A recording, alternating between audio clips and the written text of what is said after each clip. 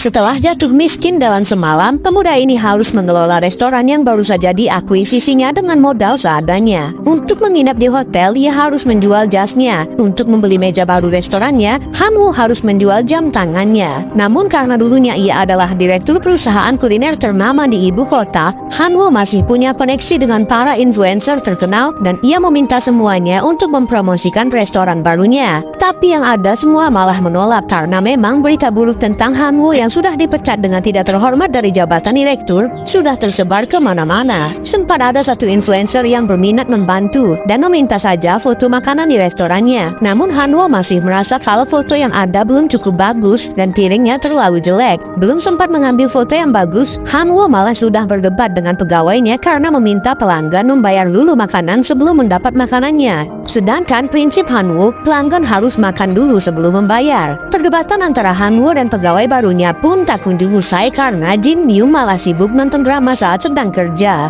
Han-woo pun sampai lupa kalau ia harus mengirim foto terbaru kepada influencer yang ingin membantunya. Han-woo meminta Yoonju membuat makanan andalan mereka dengan tatanan piring yang lebih sempurna. Namun Yoonju malah menolak. Ditambah lagi, Jin Myung membuat masalah dengan mengotori meja baru mereka karena menumpahkan kimchi di sana. Influencer tadi pun juga membatalkan niatnya karena terlalu lama menunggu. Melihat kekacauan ini membuat Han-woo sangat stres dan memarahi Yoonju dan Jin Myung dengan kata-kata yang cukup kasar. Han-woo sampai berkata tak peduli lagi dengan restoran ini dan pergi begitu saja. Saat dia sedang merenung di tengah hujan, tiba-tiba ada dua orang memukul kepalanya. Ternyata dua pria ini salah orang karena Han-woo mengenakan jersey milik teman mereka. Seharusnya kita sudah sama-sama tahu dari mana Han-woo mendapat jersey itu. Karena merasa kasihan melihat Han-woo yang semerautan, kedua pria itu pun mengajak Han-woo minum bersama. Dan ternyata mereka sudah tahu kalau Han-woo orang yang bekerja sama dengan Yoonju di restoran miliknya. Mereka berdua yakin kalau Han-woo bisa membawa restoran milik Yoonju yang cukup lama sepi dan terbengkalai menjadi sukses. Salah satu pria pun juga memberikan bubuk cabai jualannya kepada Han-woo karena memang Yoonju sering membeli darinya. Setelah mendapat semangat dari teman barunya, Han-woo pulang ke restoran dan terlihat Yoonju sudah menyiapkan piring yang lebih cantik dan membelikan baju untuk Han-woo. Karena merasa malu, Han-woo pun juga dengan gengsinya memberikan bubuk cabai andalan dan kesukaan Yoonju untuk bahan masakannya. Yoonju belakangan ini tidak bisa mendapatkannya karena tidak punya uang. Teman baru Han-woo tadi pun juga datang ke restoran mereka mengajak teman dan keluarganya yang lain. Inilah untuk pertama kalinya restoran Yoonju ramai pengunjung.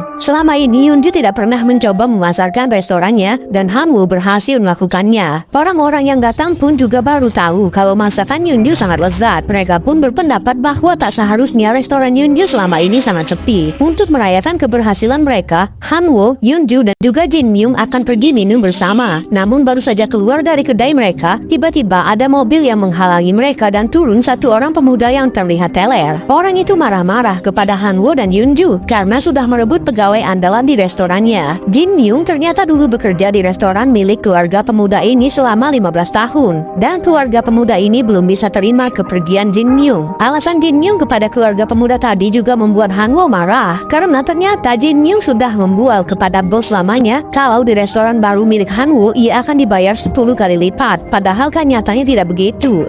Jika tidak membual seperti itu, Jin Myung tidak akan dibiarkan pergi karena memang dirinya adalah karyawan andalan di restoran milik pemuda ini. Ayah pemuda tadi pun sangat marah karena Shin Chun tidak bisa membawa kembali pegawai andalan mereka. Sementara itu, karena terlalu banyak minum, Han-woo dan Yoonju sepertinya sudah mulai teler. Di tengah kondisi seperti ini, Han-woo mendapat kabar bahwa kakaknya malah memperkerjakan mantan pacarnya sebagai kokki di restoran miliknya. Kakak Han-woo sudah melakukan banyak cara untuk menjatuhkan Han-woo. Karena sudah tak tahan lagi, Han-woo pun langsung mengirim pesan suara kepada mantan pacarnya dan ia tak sengaja keceplosan bahwa ia akan membalas perbuatan mereka semua setelah berhasil mencuri resep andalan milik Yoonju yang begitu lezat. Dengan resep itu, Han-woo akan membuat restoran tandingan untuk menjatuhkan mereka semua. Yoonju yang setengah sadar pun tak sengaja mendengar ucapan Han-woo. Untungnya saat itu ada Shin Chun yang datang dan mengalihkan perhatian Yoonju. Han-woo yang kesal melihat Shin Chun menyentuh Yoonju malah mengajaknya berkelahi dan saling jambak-jambakan. Tak tahan melihatnya, Yoonju langsung memisahkan mereka. Lalu setelah itu, barulah Yoonju mempertanyakan semua maksud dari omongan Han-woo kepada mantan pacarnya dan meminta Han-woo jujur apa tujuannya datang ke restorannya dan mengajaknya bekerja sama.